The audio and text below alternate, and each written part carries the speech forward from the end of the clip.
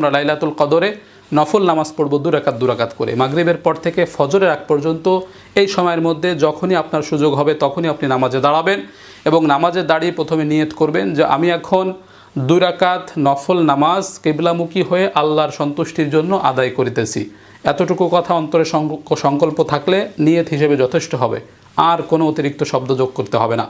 এইভাবে নিয়ত করে আল্লাহু আকবার বলে দাঁড়িয়ে যাবেন। সানা পড়বেন সুবহানাকাল্লাহুম্মা অথবা আল্লাহুম্মা বাঈদ বাইনি। সানা পড়ার পরে আউযু বিল্লাহ বিসমিল্লাহ পড়ে আলহামদুলিল্লাহি রাব্বিল আলামিন সূরা ফাতিহা শেষ করার পরে বিসমিল্লাহ পড়বেন। বিসমিল্লাহ পড়ে যে কোনো একটা সূরা পড়বেন। এখানে নির্দিষ্ট কোনো সূরা নেই যে এই সূরা পড়তে হবে, যে কোনো সূরা আপনি পারেন পড়বেন। প্রয়োজনে এক সূরা বারবার পড়বেন, প্রয়োজনে একাধিক সূরা প্রথম রাকাতেই পড়ে ফেলবেন, কোনো সমস্যা নেই। এভাবে সূরা পড়ার পরে আল্লাহু আকবার বলে রুকুতে চলে যাব।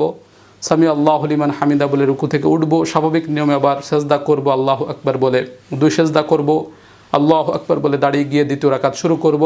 শুরুতে আমরা বিসমিল্লাহ পড়ব, বিসমিল্লাহির রহমানির রহিম পড়ে সূরা ফাতিহা পড়ব আলহামদুলিল্লাহি রাব্বিল আলামিন। সূরা ফাতিহা শেষ করার পরে আবার বিসমিল্লাহ পড়ে যে কোনো একটা সূরা পড়ব, একাধিক সূরাও পড়তে পারি বা এক সূরা বারবারও পড়তে পারি। এভাবে সূরা পড়ে আবার আমরা আল্লাহু আকবার বলে রুকুতে চলে যাব। এরপরে সেজদা করব, 2 সেজদা করে বৈঠকে বসে যাব। তাশাহুদ পড়ব আত্তাহিয়াতু লিল্লাহি, এরপরে দুরূদ শরীফ পড়ব, এরপরে দোয়া মাসুরা পড়ব, এরপরে সালাম ফিরাবো আসসালামু আলাইকুম রাহমাতুল্লাহ, আসসালামু আলাইকুম রাহমাতুল্লাহ। এই যে হয়ে গেল লাইলাতুল কদরের নফল নামাজ।